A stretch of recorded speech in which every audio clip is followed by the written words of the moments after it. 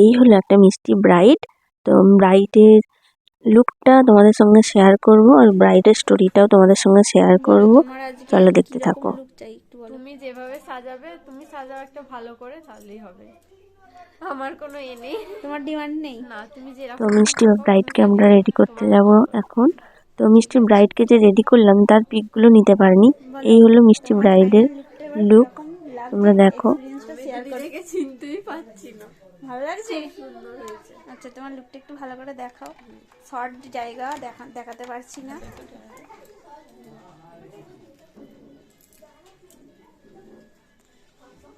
ভালো লাগছে তোমার সেজে? কি স্যাটিসফাই? মানে কি বলবো, ফুললি স্যাটিসফাই? সুন্দর, হ্যাঁ, ভালো লাগছে। হ্যাঁ, মুখে স্পিচ বলো কিছু। আমি তো নিজেকে চিনতেই পারছি না, আমি কি বলবো। ভালো লেগেছে, খুব সুন্দর। আচ্ছা চলো, ব্রাইড তো রেডি হয়ে গেছে। চলো আমরা এবার ব্রাইডের স্টোরিটা তোমাদের সঙ্গে শেয়ার করি। তো ব্রাইডের যে স্টোরি ছিল সেটা দেখতে হলে অবশ্যই সাথে থাকতে হবে, আর স্কিপ না করে প্রথম থেকে শেষ পর্যন্ত দেখতে হবে। তো দেখতে থাকো। তো ব্রাইডের হঠাৎ করেই বিয়ে আর কি অ্যারেঞ্জ হয়ে গিয়েছিল।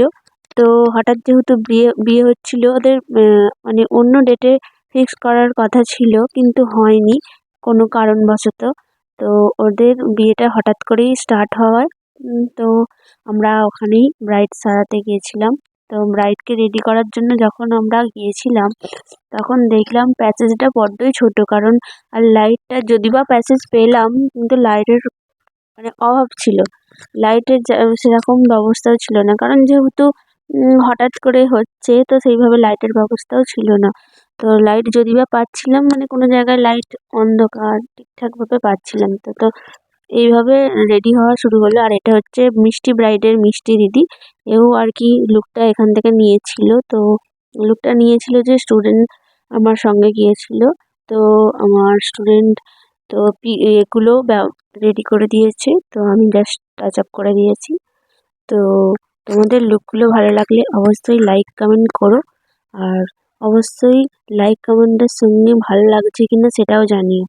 আর যেহেতু আমাদের ওখানে আলোর অভাব ছিল তো আমরা ভাবলাম ওদের যেহেতু বিয়েটা ডাকাতে কালীতলার ওখানে হচ্ছিল, তো এবার ডাকাতে কালীতলার ওখানে কিছু পিক আমরা তোলার চেষ্টা করেছিলাম, সেখানেও মানে সেইভাবে আমরা পিক তুলতে পারিনি।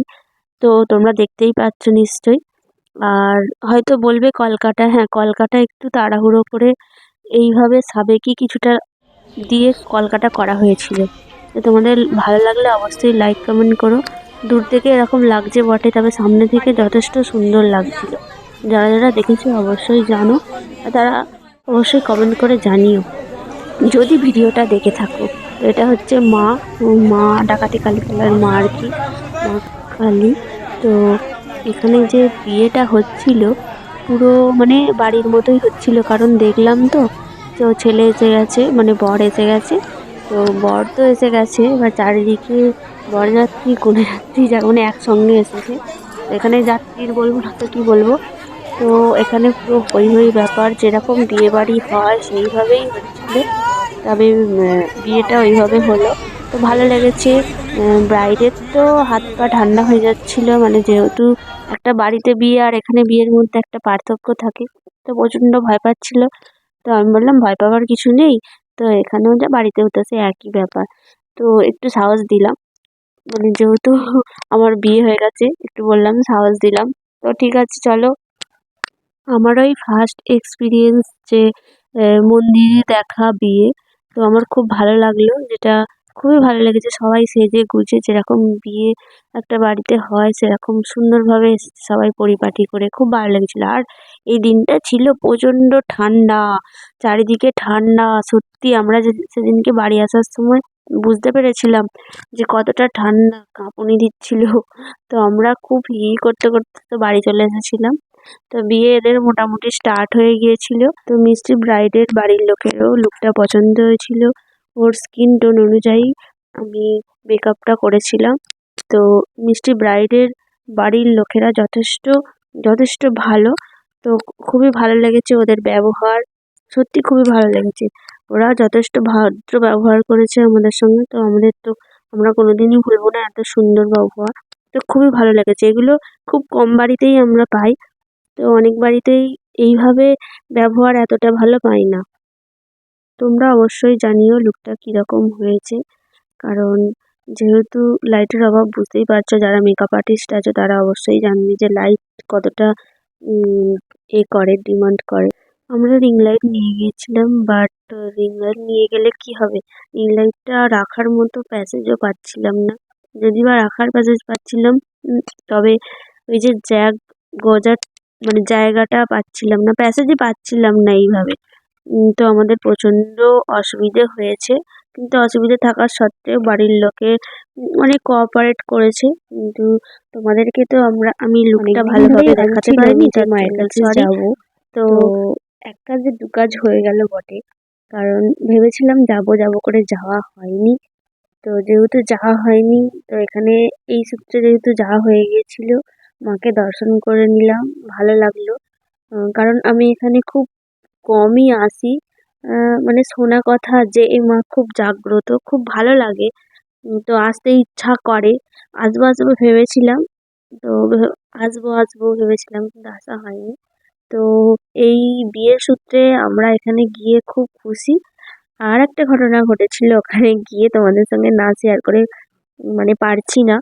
তো সেটা হলো, আমার ছেলে ওখানে একটা ডগিকে দেখতে পেয়েছিল। তো ডগিকে দেখতে পাওয়া মাত্রই বলল মা দেখাবো, ডগিকে কিছু খেতে দেবো। তো তখন বললাম যে আমার স্টুডেন্টকে তাহলে একটা বিস্কিট কিনে নিয়ে আয়। তো বিস্কিট কিনে নিয়ে এলো ও, আর শ্রুতি একটা বিস্কুট দিল। তো তনুশ্রী আর শ্রুতি দুজনে মিলে বিস্কিটটা দিল। তো দিয়ে এবার ওরা আমার ছেলের হাতে দিয়ে দিল। আমার ছেলে আর আরও কতজন সহপাঠী ছিল, মানে বিয়ে বাড়ি থেকেই আসা। তো ওরা সব একসঙ্গে মিলে ওই কুকুরটাকে খেতে দিল। কত আনন্দের সঙ্গে কুকুরটাও খেলো, আর কুকুরটাকেও ওরা আনন্দের সঙ্গে খাওয়ালো। খুব ভালো লেগেছে। আর কুকুরটা যথেষ্ট গা ঘেঁষা টাইপের, কারণ কুকুরটা যথেষ্ট প্রভুভক্ত আর কি। খুব ভালো লেগেছে। তো এই যে কিছুক্ষণ পরেই কুকুরটা দেখাবো। কুকুরটা সত্যি যথেষ্ট হৃষ্টপুষ্ট ছিল। আর তা খেতে দেওয়ার পরেই এত পিছন ঘুরছিল, মানে কি বলবো। এই যে লালুর জন্য বললাম যে দেখ বাবু, লালুর জন্য বাড়িতে যে লালু আসে ওর জন্য কিছু বিস্কুট রাখ। বললো না, সব দিয়ে দেবো। 2 প্যাকেট বিস্কুট তো ওর সঙ্গে ওকে খাইয়ে দিল। খুব মজা লেগেছে যে ও আনন্দ সহকারে খাচ্ছিল। দেখো কিরকম ভাবে খাচ্ছিল। তো টাটা ফ্রেন্ডস, আবার দেখা হবে নতুন নেক্সট ভিডিওতে। তো আজকের মতো এটুকুই, টাটা, আবার দেখা হবে পরে। ভালো লাগলে লাইক, কমেন্ট, শেয়ার।